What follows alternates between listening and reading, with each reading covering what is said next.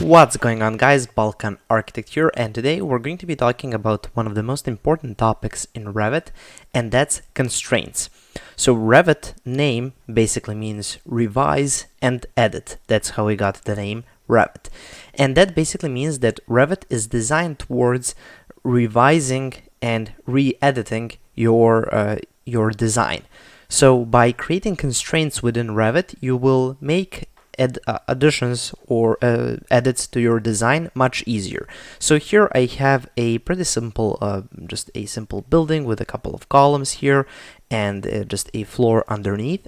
And here I have put a lot of constraints. So if I go ahead here and just start moving some of the elements, as you notice, if I just move this this grid line, it moves along these here columns, it moves this wall, but it keeps an equal distance, and then it just extends this room.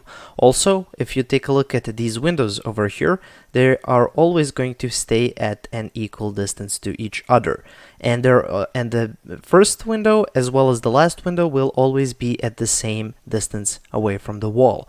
So if I move it like this, as you can see, everything changes accordingly. Also, for example, this here grid line, if I move it, you're going to notice that the door moves along with it. If I move it to the outside, door moves with it. And also this floor is still moving with these walls. So I can make any changes to this design that I want, and with those changes, everything else that needs to be constrained will stay constrained.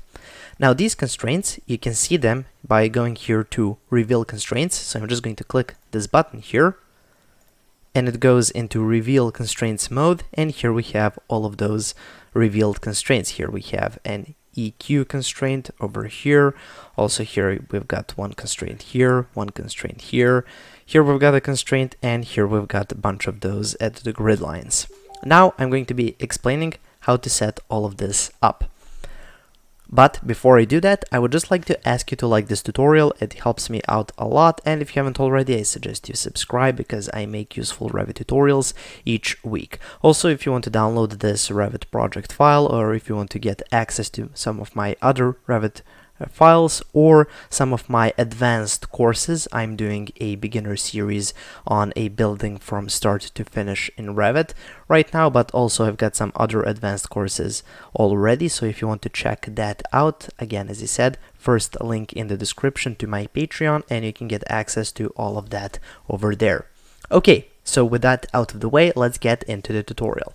So I'm going to toggle off this reveal constraints option, and I'm just going to be showing you how to do a design like this in Revit and how to constrain everything. And later on, I'm going to be showing you how this reveal constraints dialog looks like and how can you play around with those constraints.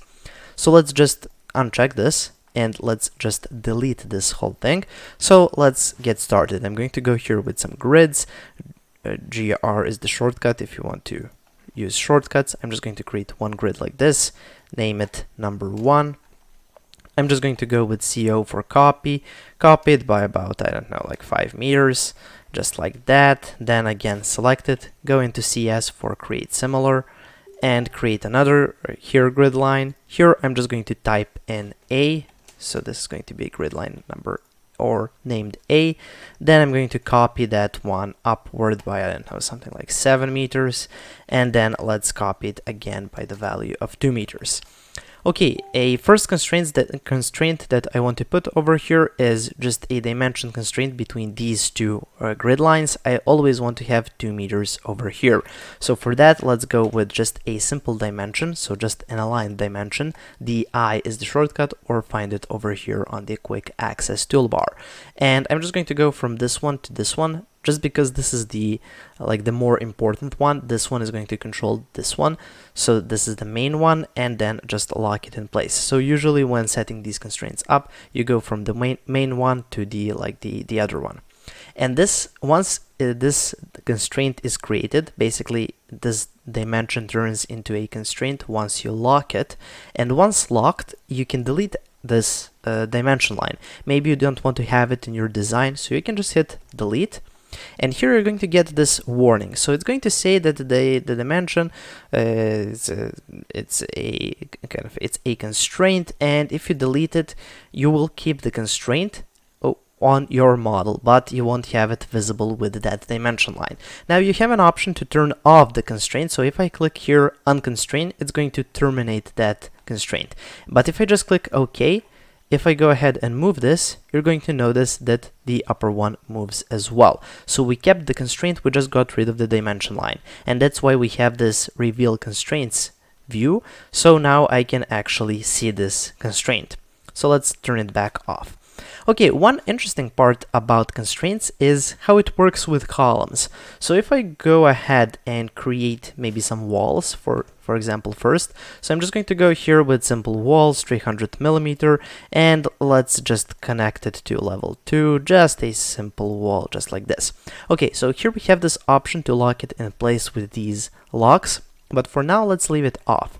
So for example, you've created these walls, and let's create some columns now. So CL is the shortcut for construction column. I've loaded this column, and you can always go to load family and then just find here structural columns, and then find some concrete rectangular ones. I've already loaded some in, so I'm going to place it here. Just make sure to set it on height and connect it to level 2, and let's place 2 of them over here.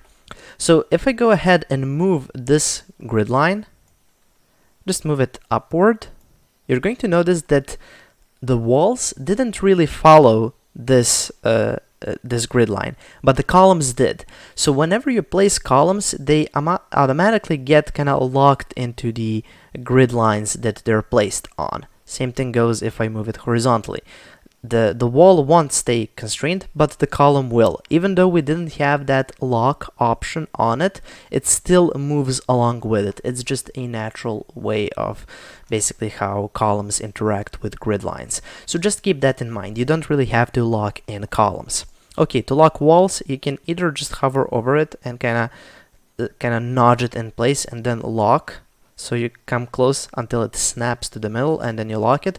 Or alternatively, you can kind of move it out of place and then use the align tool. Start from the grid line, then to the center of the wall, lock, and the same thing here, and lock. Okay, now this is all constrained. So if I go to reveal constraints, as you can see, I get these red lines that indicate that these walls are now constrained to my grids. Okay, let's go back into our regular view. Now let's just do our floor. Now floor is a bit different, so I'm going to go with floor just like this, and I'm going to get these locking signs, so I'm just going to lock all of them. And once I've locked this this floor, you're going to notice if I just hit save. Okay, I'm going to go now into 3D for a moment, and here once in 3D, if I go to reveal constraints, you're going to notice that this here appears that it has a constraint, but I cannot really edit that constraint. I can't delete it, for example. But if I select the floor, go into edit boundary, now it's no longer in that kind of grayscale, so or kind of halftone mode. So if I exit out of the red lines are kind of in halftone, but if I select it, go into edit boundary, now they're fully colored, and I can actually unlock them or I can delete them. So I can select it and delete it. I'm just going to go back out of this one. So yes, okay, so we kept the constraints. I'm just going to turn off reveal constraints and go back to my to my level 1 floor plan. Okay, so once here in the floor plan, let's just finish this model off by adding that door over here. I'm just going to flip it to the other side, just like that. And to add the constraint, again, I'm going to go with DI or dimension, and let's lock it to this grid line and lock to this part of the door, and just lock in place, select it, delete it, and just hit OK. Make sure you don't click unconstrained because it will unconstrain it. Also, let's do the windows. So WN is the shortcut for windows, and let's add 3 windows over here. So for the windows, I'm going to go again with dimension lines. So let's go from here to here, do 1, from here to here, do another one. So select the window here. I'm just going to type in 0.6 meters, and now I'm just going to lock this in place. Same thing here, just select the window, type in 0.6, then select it, lock it in place, and once we have these locked, now we can delete them and just hit OK instead of unconstrained. One more thing, let's do the EQ, so that makes basically something like of an array. So if I click here EQ and I select just the middles of these windows, hit EQ, now they're at equal distances. And if I go ahead and change this this line, as you can see, it always stays at equal distances. Just makes sure that here the distance is 0.6 meters as I've set up. And also if we change this, the door will follow. And now if you want to edit all of these constraints, of course you can. You just need to go here to your reveal constraints dialog. So you open that up and now you can see all of your constraints. So for example, the wall that's connected to the grid line, if you just select the grid line and you have this red option, you can either unlock it, or you can just select it and hit delete, and it will actually just delete the constraint. And now if I go back here and move this, as you can see, the wall doesn't move. The floor will move because it's attached probably to this column, but the wall actually won't move. But the door will move because, as you remember, we locked the door to our grid line. So the grid line will control the floor and the door, but it won't control this this wall. So let me just go back a few steps. Okay, there we go. Okay, for the door, here we have this constraint, and we can actually unlock it and maybe change that number or something, but for now I'm just going to go back and keep this constraint locked. Also, you can just select it and delete it, and there we go, no more constraint. We can play around with the door again, but let's just go back.